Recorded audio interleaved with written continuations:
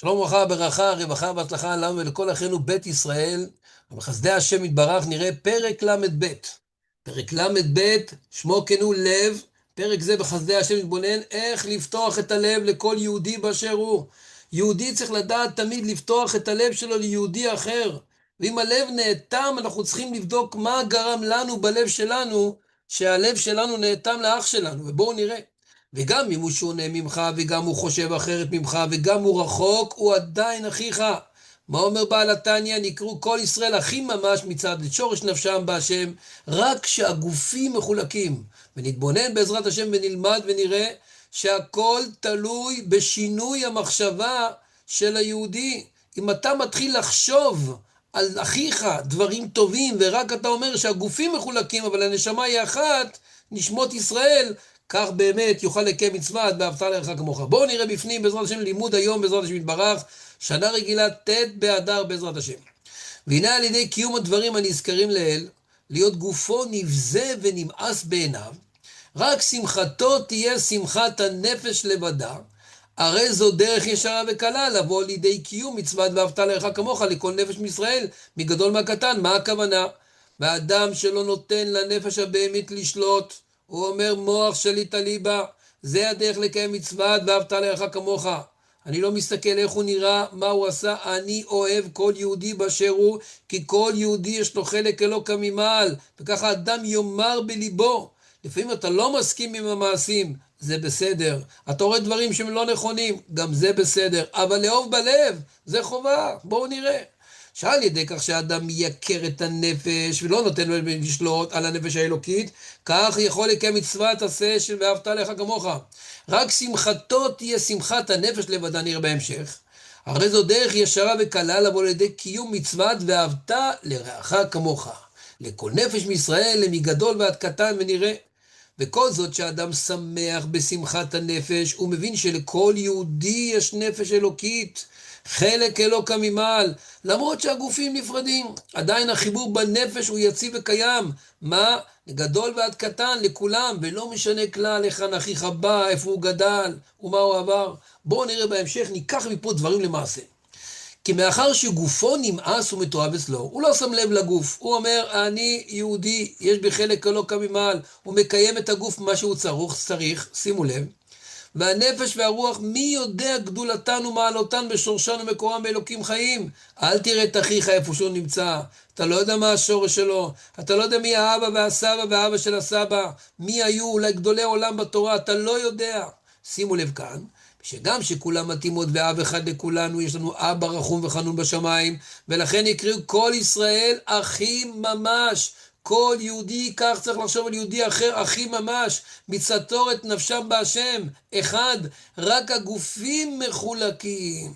ולכן העושים גופה מעיקר ונפשם תפלה, או אכפת לו מעצמו, מהכסף שלו, מהאוכל שלו, מהבית שלו, מהילדים שלו, רק שלו. אז מה הוא עושה? עיקר הוא עושה מה מהגוף. אי אפשר להיות אהבה ואחווה אמיתית, אלא רק התלויה בדבר לבדה. או שהוא אוהב אותו בגלל כספו, תלוי בדבר, אוהב אותו כי הוא מטיב לו, תלוי בדבר, אבל אם לא תלוי בדבר, זאת אהבה שמתקיימת, ובואו נראה כאן. נכון לזכור האדם, כל מי שיש בו אמונה בהשם, יש בו גם אהבת ישראל. עלינו לזכור שלכל אדם יש את השליחות שלו. והשם יתברך בכוונה תחילה נתן לכל אחד כלים שונים, לכן אחיך שונה. יש לו לפעמים עזות, כי הוא צריך את זה לתיקון שלו. והחוסר שיש לו, גם זה הוא צריך את זה לתיקון שלו. ומה שהשם נתן לך, אתה צריך לתיקון הזה. אתם צריכים להשלים אחד את השני. אבל לאהוב אותו בלב, בנפש האלוקית, גם אם אתה לא מסכים עם המעשים. זכור, יש לו נפש אלוקית, חלק אלוקא ממעל, וכל ישראל הם אחים הם ממש. בואו נראה כאן. וזהו שאמר הלל הזקן על קיום מצווה זו. זהו כל התורה כולה, ואידך פירושה הוא.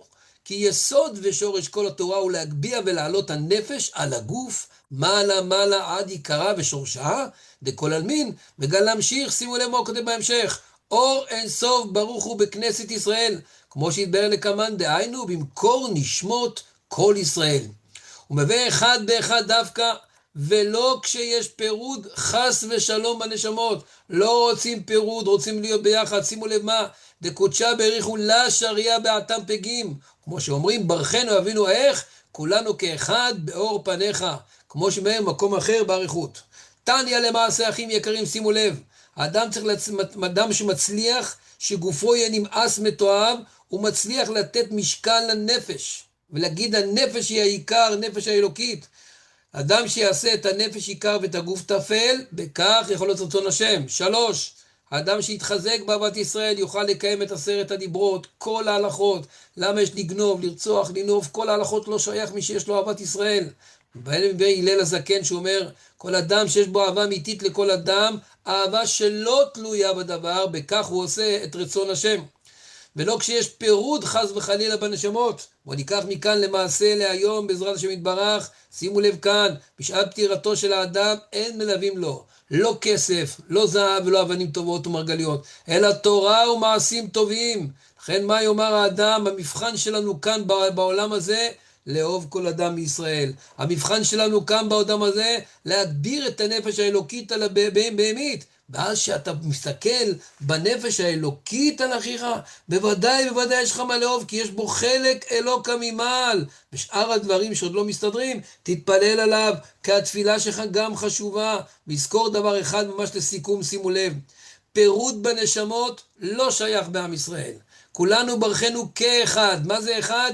איש אחד בלב אחד. כך שראית אחיך רחוק, תתפלל עליו, שיזכה לתשובה, תאהב אותו, כי הוא חלק מעם ישראל, חלק אלוקא ממעל. יהי רצון שהדברים יהיו לתועלת, ברכה, רווחה והצלחה, לנו ולכל אחינו בית ישראל היקרים, בכל מקום שהם, אמן ואמן.